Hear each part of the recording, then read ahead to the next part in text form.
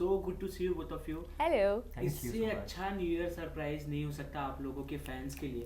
Definitely. New year धमाका आप लोग लेके आ रहे हो एक नए शो के साथ Pyramid. So many congratulation Thank to you. Both of you. Please Thank you. Pyramid के बारे में कुछ बताइए और अपने कैरेक्टर्स के बारे में। हमारा जो शो है पिरामिड, जो कि 19 दिसंबर को रिलीज़ हो रहा है, ये एक क्राइम थ्रिलर जॉनरा है। और ये जो कहानी है वृंदा की कहानी है, जो जिसके साथ फ्रॉड हो जाता है। वेरी वेरी रिलेटेबल ना, कि बिकॉज आजकल हम एक्चुअली देखते हैं कि कई लोगों के साथ स्कैम होते रहते हैं, कुछ फ्रॉड हो गया, ये हो गया।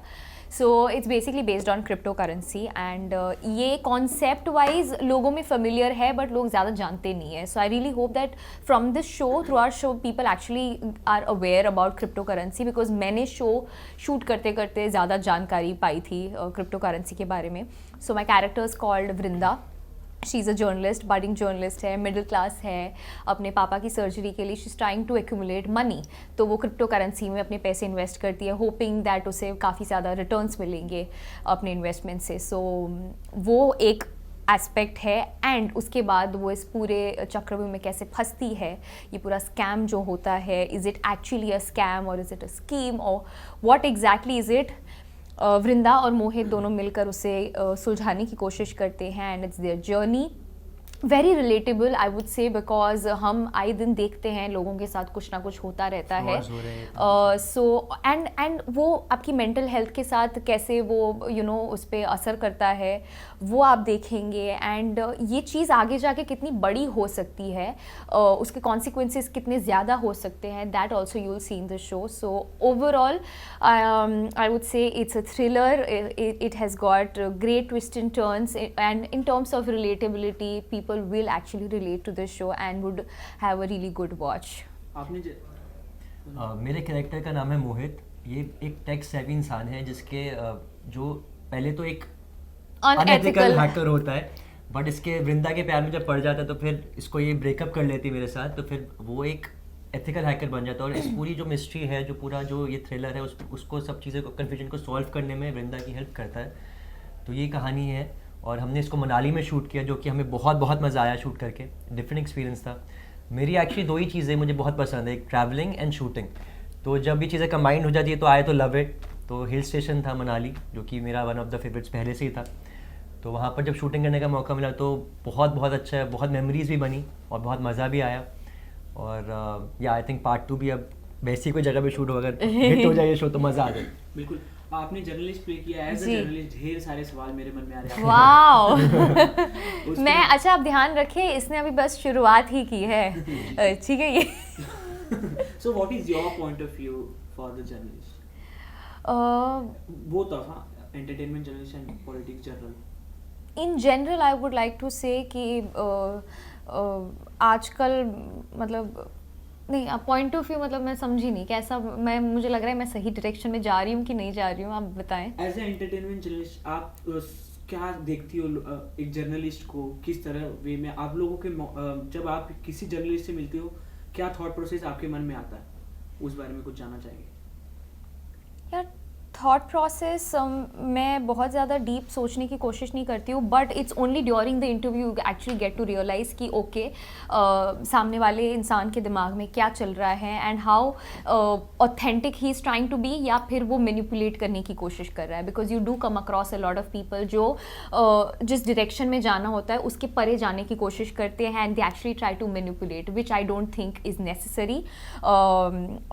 हाँ, उनके लिए नेसेसरी हो सकता है, बट मुझे लगता है कि ऑथेंटिसिटी की बात आए और अगर एथिक्स की बात आए then that shouldn't be the case. And in general I would say मैं ऐसी इंसान हूँ जो एथिक्स और इन सारी चीज़ों में बहुत मानती है। So considering the nature of your job, yes I agree कि ये सारी चीज़ें आपको लगता है कि ज़रूरी है, बट मुझे लगता है एथिक्स को नहीं भूलना चाहिए, be it entertainment journalist, be it any form of journalist. So मेरे दिमाग में फिलहाल तो इतना ही आ रहा है। जैसे कई लोग कंट्रोवर्सीज क्रिएट करने की कोशिश करते हैं, कई लोग फैक्ट्स बताने की कोशिश करते हैं, तो दो तरह के journalist he is actually put it in a right way. अगर आप सही तरीके से फैक्ट्स बता रहे हैं तो आई थिंक जनता तक सही चीज़ पहुंचेगी, और वो बहुत ज़रूरी है क्योंकि सब कुछ आजकल मीडिया के हाथ में है, किसी को बनाना किसी को बिगाड़ना is in their hands. Absolutely बहुत बहुत बड़ा रोल प्ले करते हैं आई थिंक आजकल की दुनिया में जर्नलिस्ट। तो आपको कुछ प्रिपेयर करना पड़ा इन चीज़ों के लिए, अपने कैरेक्टर को प्ले करने के लिए पहले से? सॉरी,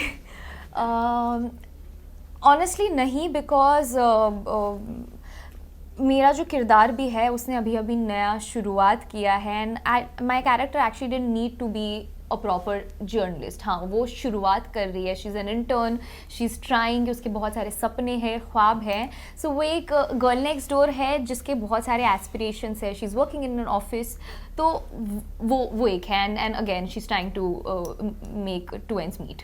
ये आप दोनों से जानना चाहेंगे, एक स्कैम जो पिछले 2 सालों में काफ़ी ज़्यादा पाया गया है, इन लोगों को फ्रॉड कॉल आते हैं, पैसे मांगने आते हैं कि पहले से अकाउंट नंबर राइट है, आपके अकाउंट में कुछ बैलेंस दिख रहा है मेरा, कैन यू शेयर, वापस कर सकते हो क्या? जी। तो ये स्कैम आप लोगों ने रियल में कहीं देखा है, आपने कहीं सुना है? आई थिंक इस पे बहुत सारी फिल्में भी बन चुकी है, और हमें यार हर रोज़ ही मैसेजेस आते हैं, मेल्स भी आती हैं, और आजकल लोगों के तो मतलब फेसबुक अकाउंट्स, अभी तो बहुत बढ़ गया है सरप्राइजिंगली।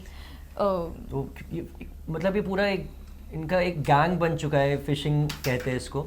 तो ये अभी हमें थोड़ा सा सतर्क रहना पड़ेगा, हमें जानना चाहिए कि मतलब क्या फेक है क्या ओरिजिनल, क्योंकि लगता है ऐसे कि बहुत सही तरह जगह से कॉल आ रहा है, ओरिजिनल जगह से कॉल आ रहा है, लेकिन हमें पेशेंस नहीं खोनी है, सोच समझ के अगर कहीं पे हम OTP दे रहे हैं तो सोच समझ के देना है कि यार सही जगह पे जा रहे हैं कि नहीं, और पैनिक नहीं करना अगर आपको ऐसे कॉल आ रहे हैं, क्योंकि बहुत लोग पैनिक करके गड़बड़ कर देते हैं।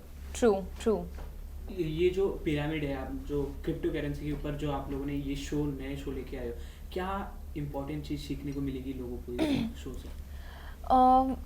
मुझे ऐसा लगता है कि cryptocurrency, like I said, as a concept everybody is familiar with it, सबको जानकारी है कि ऐसा कुछ कॉन्सेप्ट है, बट किसी को एग्जैक्टली वो क्या है, how it functions, as a layman मुझे नहीं पता था।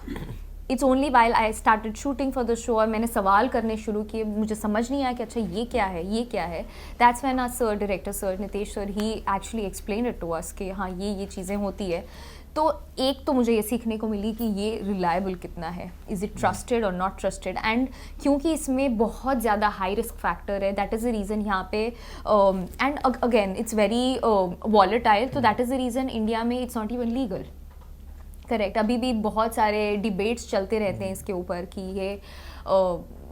ये रिलायबल है कि नहीं है, तो मुझे तो बहुत डर लगता है भाई इससे।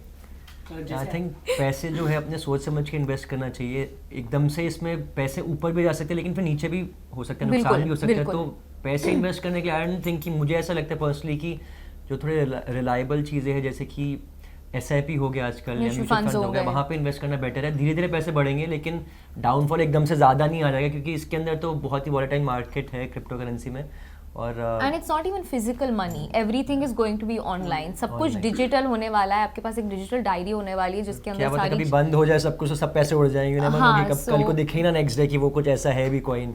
सो I mean it's obvious very high risk factor, तो आप सोचिए, आप समझिए और फिर इन्वेस्ट कीजिए। हमारा शो देखिए, उससे आपको समझ में आएगा करना चाहिए कि नहीं, क्योंकि कुछ इनके साथ बुरा होता है इस शो के अंदर, तो नहीं करना चाहिए। हमें तो यही लेसन मिल रहा है शो करने के बाद। इसलिए मैंने पूछा वो क्या लेसन है जो लोग और ज़्यादा एक्साइटेड होते हैं शो देखने के लिए।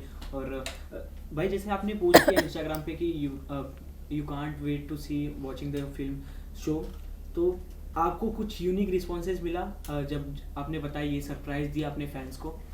ऑब्वियसली क्रिसमस पर हमारा शो आ रहा है, फैंस बहुत एक्साइटेड है, क्योंकि अब जैसे कि मैं टीवी नहीं कर रहा हूँ, वेब शोज़ और फिल्म्स कर रहा हूँ, तो बहुत टाइम के बाद कोई प्रोजेक्ट आता है, तो मेरा आई थिंक 3-4 महीने बाद कोई नया प्रोजेक्ट आ रहा है, तो फैंस बहुत एक्साइटेड हो गए हैं, और मुझे भी एक्साइटमेंट हो रही है कि कुछ नया बड़ा प्रोजेक्ट आ रहा है, रिलीज़ होने वाला है, तो even I am looking forward to watch it properly, क्योंकि मैंने भी पूरा नहीं देखा है। एडिटिंग में हमने थोड़ा बहुत जब डबिंग करते तब देखा था, लेकिन अब एक फ्लो में पूरा 6 एपिसोड देखने को मिलेंगे, तो मैं खुद ही बहुत एक्साइटेड हूँ, तो फैंस भी आई एम श्योर जब देखेंगे तो उनको भी मज़ा ही आएगा। बिल्कुल, ये एक नया कॉन्सेप्ट है, और नया इन द सेंस एक नए तरीके से आप लोग ये शो लेके आ रहे हो, जिससे लोगों को कुछ सीखने को भी मिले और सस्पेंस ये सब देखे, एंटरटेनमेंट तो हो गई।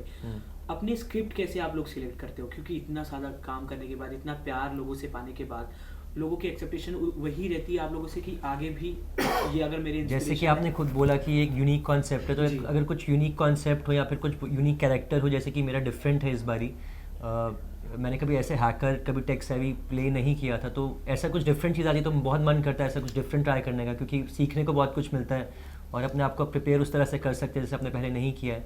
तो या मुझे लगता है 2-3 चीज़ें बहुत इंपॉर्टेंट होती है। एक स्टोरी, आपको स्टोरी कितनी ज़्यादा अच्छी लग रही है, कितनी इंटरेस्टिंग लग रही है एज एन एक्टर जब आप पहली बार उसके बारे में आप सुनते हैं कॉन्सेप्ट, सिनॉप्सिस। बी, आपका कैरेक्टर, वो कितना आपको इंटरेस्ट करता है। आई मीन वो अनसेड है, वो बिल्कुल जाहिर सी बात है, आप एज एन एक्टर आप सोचेंगे उस बारे में कि आई एम नॉट सेइंग कि हाँ मेरे किरदार के अराउंड ही सारी चीज़ें होनी चाहिए, but it has to have some sort of importance and some sort of impact on the story. तीसरा लोग, मुझे लगता है कि ये भी मैं ध्यान में रखती हूँ कि आप किन लोगों के साथ कोलैबोरेट कर रहे हो, because at the end it's a collaboration between so many different people. सारे क्रिएटिव माइंड्स एक साथ आ रहे हैं, काम कर रहे हैं, एक्टर्स, टेक्नीशियंस, प्लेटफॉर्म्स। सो ये भी बहुत इम्पॉर्टेंट होता है मेरे लिए। तो अगर मुझे लगता है कि सारी चीज़ें कहीं पे लैंड कर रही है, then I would want to associate with projects. Television पे काम करने के बाद डेली सोप के रोज स्क्रिप्ट वही रोज वो अलग अलग चीज़ें अलग अलग दिन परफॉर्म करना, पर जब आप कोई फिल्म करते हो, जब OTT पे आप काम करते हो, एक प्रॉपर स्क्रिप्ट आपको पहले से मिल जाती है, फिर आप उसी पे लगातार काम करना स्टार्ट करते हो, वो कितना ज़्यादा इंटरेस्टिंग हो जाता है।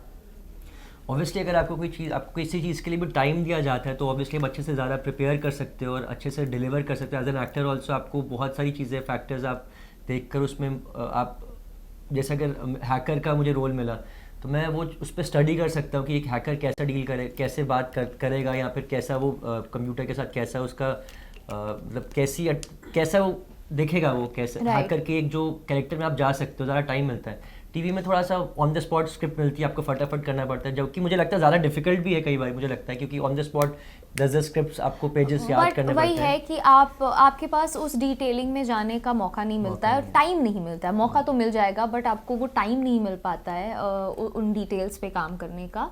तो सबसे बड़ा फैक्टर जैसे रोहन ने कहा टाइम का है कि time is very very important. तो वही फैक्टर इतना बड़ा आता है, that's when you see that. दोनों के अपने फायदे यार। अभी टीवी जब करते तो जैसे अभी शूट किया तो कल दिख रहे हैं और फिल्म शूट करें, वेब शो शूट करें, ये 1.5 साल पहले बना था जो अब रिलीज़ हो रहा है।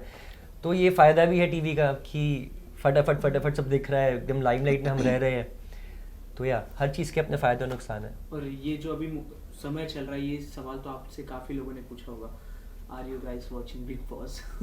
मैं नहीं देख रही हूँ और मैंने आज तक कभी सिर्फ मेरा सीजन देखा था। मैंने रोहन के कुछ एपिसोड्स देखे थे बस उसके अलावा मैंने कभी शो नहीं बंद कर दी 2 साल।